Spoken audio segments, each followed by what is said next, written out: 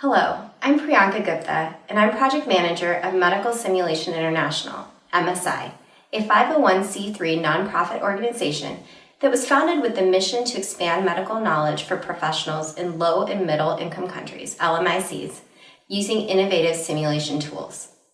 I'd like you to meet Emnet. She's a 21-year-old Ethiopian woman who suffered from a complicated pregnancy. She labored for 3 days and then delivered a stillborn child, and then developed uncontrollable leakage of urine. Emnet suffers from obstetric fistula. This is a condition that causes embarrassing leakage of waste matter and turns the patient into a social outcast. The WHO estimates that 2 million women live with this condition, with 100,000 new cases occurring each year. The capacity to treat is only 14,000, leaving a large backlog of cases with no end in sight. Fistula represents just a small portion of the global health burden. Surgical conditions in general are underrepresented. In LMICs, greater than 95% of the population lacks access to basic surgical care. In March 2015, the World Bank published a report which stated that if we invest just a small amount in basic surgical procedures, we could save more than 1.5 million lives per year. They identified 44 key surgical procedures. It is clear that we need better access to quality surgical care. However, the training of surgeons is both costly and time-intensive. Our goal is to accelerate the pace and volume of training. Our solution is an interactive video-based simulation platform that provides state-of-the-art training in fistula repair. We believe that this platform is applicable to many other conditions in LMICs.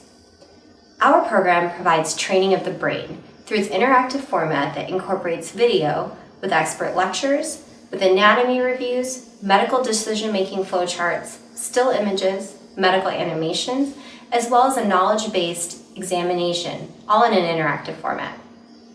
The foundation of our program is video that was obtained of master fistula surgeons performing surgeries in low-resource areas. Each video frame has integrated hotspots. The learner then takes their cursor and places it in the location of where the operation should continue. If they are correct, the video progresses. If they are incorrect, it is logged as an error. Step by step in this fashion, they progress through an entire surgical procedure, receiving useful tips along the way. We believe our platform is unique in that it is interactive.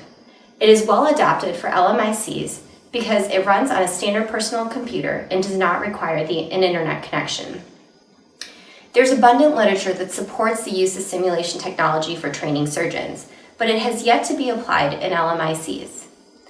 Our program was developed in partnership between the International Federation of Obstetrics and Gynecology and a team of local surgeons in Africa who all felt this training format had significant validity.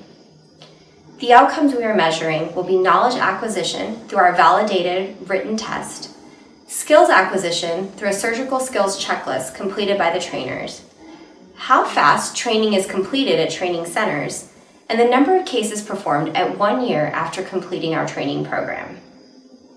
Our program is administered through MSI and our team of local surgeons who are affiliated with local universities and large training centers. To date, we have completed the development of the trainer and we've disseminated it to surgeons practicing in 7 countries. We are currently collecting data regarding its usage. Our next phase is mass distribution and integration of this program into the curricula at training centers. What we are looking for is the right partner and the right funding to move on to our next phase.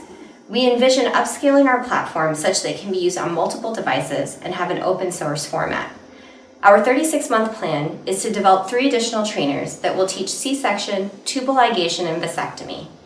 Our 10-year plan is to develop a library teaching the 44 basic procedures outlined by the World Bank's Disease Control Priorities Report. Our questions for the panel are: how do we remain relevant as technology changes? How do we maintain our integrity as we partner with larger organizations? And how do we ensure consistent funding so that we can adapt our technology as technology evolves? We believe that surgical education is the next frontier in global health. By creating in-country capacity, we can help women like Emnet receive the surgeries they need locally and in a timely fashion. Thank you.